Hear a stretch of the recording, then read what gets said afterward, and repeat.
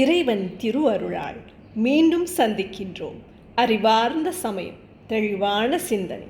அடியேன் மங்களநாயகி. வணக்கம். திருமுறை நம் வழித்துணை, நால்வர் பொற்றால் நம் உயிர் துணை. அன்பர்களே, நமது சமய கோட்பாடு மிகவும் எளிமையானது என்பது சொன்னேன் அல்லவா? அதற்கு ஒரு மேற்கோள் பார்த்து விடுவோம்.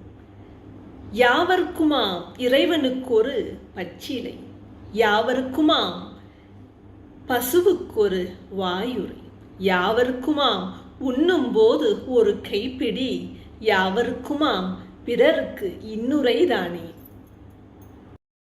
இந்த திருமந்திரத்தில் இறை வழிபாட்டை மிக மிக எளிமைப்படுத்தி காட்டுகின்றார் திருமூலர். அக்காலத்தில் பெரும் செலவில் செய்யப்பட்ட வேள்விகளை கண்டித்து ஒரு பச்சையால் செய்யும் வழிபாட்டை திருமூலர் முன்மொழிகின்றார். மனித குலத்தை மட்டுமன்றி விலங்குகள் மீது அன்பு காட்ட தூண்டுகிறார். உண்ணும் போது ஏழைக்கு ஒரு பிடி உணவளிக்க வேண்டும் என கூறும் திருமூலர், அதுவும் இயலாவிடில் இனிய சொல்லாகிலும் சொல்ல வேண்டும் என்கிறார். இவ்வாறு எளிய இனிய அன்பு வாழ்க்கையை கற்பிக்கின்றார்.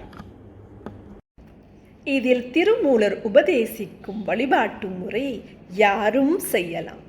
இது கிடைக்கவில்லையே, அது கிடைக்கவில்லையே என்று காரணம் சொல்வோம் என்று தெரிந்தே பொதுவாக பச்சிலை என்று சொன்னார் திருமூலர். இந்த இலைதான் என்று இல்லை. தன் மீது சாக்கிய நாயனார் கல்லை எறிந்த போதிலும் மலராக எண்ணி மகிழ்ந்த வண்ணம் சிவபெருமான். ஆகையால் நீங்கள் மனதார ஏதேனும் ஒரு பச்சிலையை அர்ச்சித்தாலும் ஏற்றுக்கொள்வான் சிவபெருமான். அதற்கும் வாய்ப்பில்லை எனில், எனக்கு பச்சிலையும் கிடைக்கலைங்க, பூவும் கிடைக்கலைங்கன்னு சொல்றீங்களா? பசுவிற்கு வாயுரை கொடுங்கள் என்கிறார் திருமூலர். மற்ற உயிரினங்களுக்கு உணவு தாருங்கள், அன்பு செலுத்துங்கள் என்று சொல்கின்றார். உயிர் இனங்கள் நான் சொன்னேன் அல்லவா? அதற்கு நீங்கள் பசுவாக எடுத்துக்கொண்டாலும் சரி, நாய், பூனை, எறும்பு. நம்மவர்களுடைய ஒரு மரபு தெரியுமா உங்களுக்கு?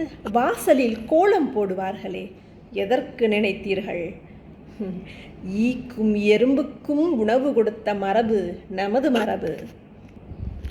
எனக்கு நாய்க்கும் கொடுக்க முடியாது, பூனைக்கும் கொடுக்க முடியாது, நான் பசுமாட்டை எங்கே போய் தேடுவேன் அப்படின்னு சொல்கிற உங்களுக்கு உண்ணும் போது ஒரு கைப்பிடி உணவு கொடுங்கள் என்கிறார் திருமூலர்.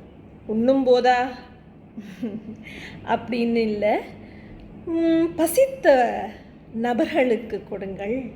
நீங்கள் சாப்பிடும்போது யாரும் சாப்பாடு எடுத்துகிட்டு வராமல் சும்மா பார்த்துக்கிட்டு இருப்பாங்க, அவங்களுக்கு கொடுங்க, பகிர்ந்துக்கோங்க அப்படின்னு சொல்கிறாரு திருமூலர்.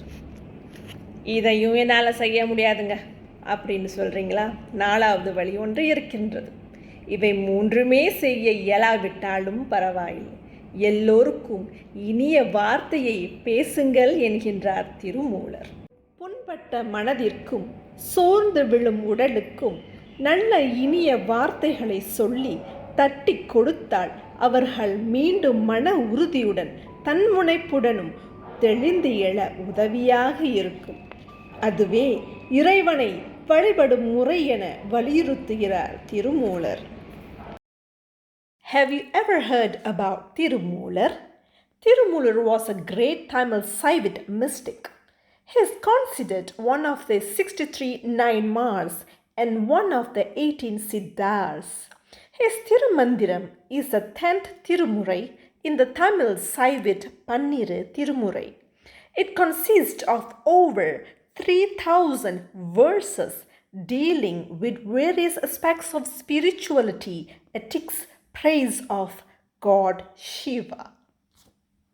அன்பான உறவுகள், இது போன்ற அறிவுபூர்வமான விஷயங்கள் நிறைய கொட்டி கிடக்கின்றன நமது திருமுறைகளில். அவைகளை செவி கூர்ந்து கேட்போம், பொருள் உணர சொல்வோம், மெய் அறிவை பெறுவோம். இந்த பதிவு உங்களுக்கு பிடித்திருந்தால் லைக் பண்ணுங்க.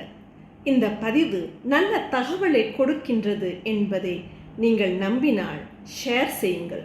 அடுத்தடுத்த பதிவு உங்களை வந்து அடைய மங்களநாயகி என்ற சேனலை சப்ஸ்கிரைப் செய்து கொள்ளுங்கள். நன்றி, வணக்கம்.